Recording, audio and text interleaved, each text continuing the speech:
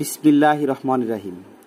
বিসমিল্লাহ কৃষি TV YouTube channel সবাইকে জানাচ্ছি শুভেচ্ছা অভিনন্দন।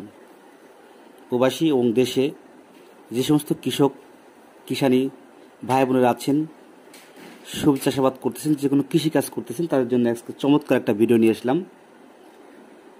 সেটা হলো হাইব্রিড ঢেঁড়স চাষ। আসলে হাইব্রিড ঢেঁড়স চাষ আমরা অনেকেই করে থাকি। তো আমি যে চারটা নিয়ে আসছি এটা হলো স্কয়ার ফার্মাসিউটিক্যাল গ্রুপ কেয়ার ডিভিশনের পক্ষ থেকে। স্কয়ারের যে কীটনাশক সেক্টর আছে, এই সব সেক্টরের পক্ষ থেকে আজকে আপনাদের মাঝে নিয়ে আসলাম এই ঢেঁড়স চাষ। এই জাতের নামটা হলো হাইব্রিড ঢেঁড়স রোপণ অন। আবারও বলতেছি, হাইব্রিড ঢেঁড়স রোপণ অন। তো এই জাতটার কিছু বৈশিষ্ট্য আছে, যে বৈশিষ্ট্য নিয়ে আপনাদের সাথে আমি আলোচনা করতে চাচ্ছি। ভাইরাস মুক্ত সহনশীল হাইব্রিড ঢেঁড়স অধিক শাখা পোশাখা হয়, প্রতি শাখা ফল ধরে, ঘন গিট ও গিটে গিটে ফল ধরে, ফলন বড় হলেও কচি থাকে, ফল নরম ও আকর্ষণীয় গাঢ় সবুজ হয়ে থাকে।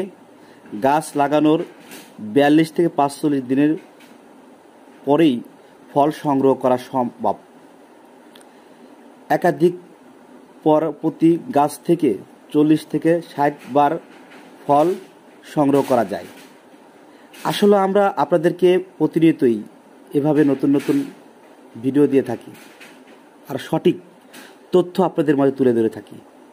যে জাতটা আপনাদেরকে দেখাচ্ছি, এই জাতে কিন্তু কিছু রোগবালাই হয়ে থাকে, সেই রোগবালার জন্যে আপনাদেরকে আমি একটা কথাই বলবো। তো রোগবালাই নিয়ে আলোচনা করার আগে আমি একটু টিপস দেব আপনাদেরকে। যারা আষাঢ় মৌসুমে মানে বন্যা সিজনে, যে সময় বৃষ্টি বেশি হয়, এই সিজনে যদি আপনি চাষাবাদ করতে চান, এই জাতটা একটু উঁচু জায়গা লাগাবেন যাতে পানিটা কম পায়। কারণ ঘন বৃষ্টি পড়লে, বেশি বৃষ্টি থাকলে গাছের গোড়া যদি স্যাঁতসেঁতে থাকে তাহলে গোড়া পচন লেগে নষ্ট হয়ে যায়। আর যে ভাইরাসের কথা বলতেছিলাম, আমি একটা পাতা দেখুন ধরে দেখাচ্ছি আপনাদেরকে। এই দেখুন পাতাটা আপনার এই যে হালকা হলদে হলদে বরণ হয়ে যাচ্ছে, এটা হলো ভাইরাস হয়ে থাকে। এই ভাইরাসটা আমি আপনাদেরকে তুলে দেখাচ্ছি। এটা ভাইরাসের রূপান্তরিত এবং পাতাগুলো থুবড়ে যায়, যে পাতাগুলো জায়গায় জায়গায় সিট দাগ হয়ে যায়। এটা কিন্তু দেখে আপনাকে চিনতে হবে এটা ভাইরাস না গাছের অনুখাবার কম, নাকি গাছের দস্তাবরণ কম, না সালফার কম, নাকি সার কম। এগুলো কিন্তু অনেক সময় এই গাছের খাবার কম হলে এই ধরনের সিমটম দেখা দেয়। তবে আপনাকে ওখানে গিয়ে গাছকে দেখে সঠিক রোগ নির্ণয় করতে হবে। নির্ণয় করে তারপরে আপনাকে সঠিক ওষুধ মারতে হবে। আমি কিছু গাছ কিছুক্ষণ আগে দেখিয়েছি, দেখবেন এই গাছের পাতাগুলো দেন ফোটা এটা কিন্তু সেনাপোক লেদা পোকে খেয়ে ফেলতেছে। এবং সেনাপোক লেদা পোক যে পোকে খেয়ে থাকে, সেই পোক থেকে অ্যাসিস পোক হয়ে থাকে, যেটা নিচের দিকে লেগে থাকে জাপ পোকের মতো হয়ে, আর যার কারণে গাছের গ্রোথ থামিয়ে দেয়, গাছের পাতাগুলো হলদে বরণ হয়ে যায়, সিট হয়ে যায়। এটার জন্য আপনাকে অবশ্যই ভালো মানের ছত্রাকনাশক মারতে হবে।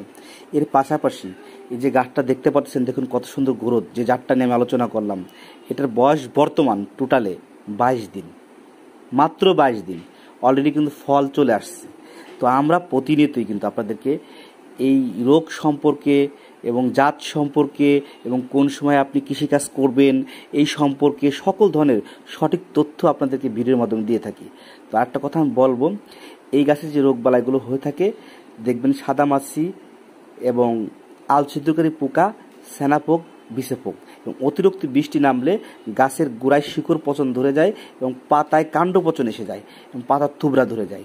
তো এই ধরনের রোগ যদি হয়ে থাকে, তাহলে আপনারা যে ওষুধটা ব্যবহার করবেন, আমি একটু ওষুধের নামটা আপনাদেরকে বলে দিচ্ছি, সে ওষুধটা ব্যবহার করবেন লিভা ফরসোনেট, আর সাথে দিবেন কপার ব্লু। লিভা ফরসোনেট, কপার ব্লু, এই 3টা ওষুধ আমি স্ক্রিনে ছবি দিয়ে দিলাম। আপনারা দেখুন, দিলে পারেই আপনার সঠিক কাজ করবে এবং গাছ সুস্থ থাকবে এবং ফলন বৃদ্ধি হবে। যেরকম দেখুন এই পাতাটা পচে গেছে, অনেক গাছ কিন্তু এই ক্ষেত্রে বৃষ্টি বেশি হওয়ার কারণে নষ্ট হয়ে গেছে। এবং দেখুন এই যে মাছ পাতা, মূল পাতা যেটাকে বলা হয়, ওটা কিন্তু লেদা পোক সেনাপোকে খেয়ে ফেলছে, ফোটা হয়ে গেছে দেখুন। তো এই জন্যেই আপনাদেরকে আমরা সঠিক ট্রিটমেন্টের জন্য যে ওষুধের কথা বলে দিলাম। আর এই জাত সম্পর্কে আপনাদেরকে আমি বলেছি, এই জাতটাই ফলনশীল কীরকম, ভাইরাস মুক্ত, এবং এটা 12 মাসকেই লাগানো যাবে, এবং এর ধরন কেমন হয়, ধর কেমন হয়, সব কিছুই কিন্তু বলেছি। তা সম্মানিত কৃষক ও ভাই বোনেরা, আমরা কিন্তু আপনাদেরকে এই জাত সম্পর্কে আলোচনা করে শোনালাম এবং রোগ সম্পর্কে আলোচনা করে শোনালাম। আমি আবারও বলতে চাচ্ছি, এই দেখুন পাতাগুলো, মাঝের যে মূল পাতা, ওই পাতাগুলো লেদা পোক, সেনা পোকে খাচ্ছে, এবং পাশাপাশি আপনার জ্যাসিস পোকা হচ্ছে, এবং ভাইরাসের রোগ দেখা দিচ্ছে, গাছের পাতাগুলো থুবড়ে যাচ্ছে, এবং ছত্রাকের সমস্যা দিচ্ছে, পচন রোগ দেখা দিচ্ছে। এই ক্ষেত্রে আমি আগেও বলেছি, আমি যে ওষুধের নাম বলেছি সেটা দিবেন, কপার ব্লু গোল্ডাজিন। আজকে ছিল এই ভিডিও, ধন্যবাদ।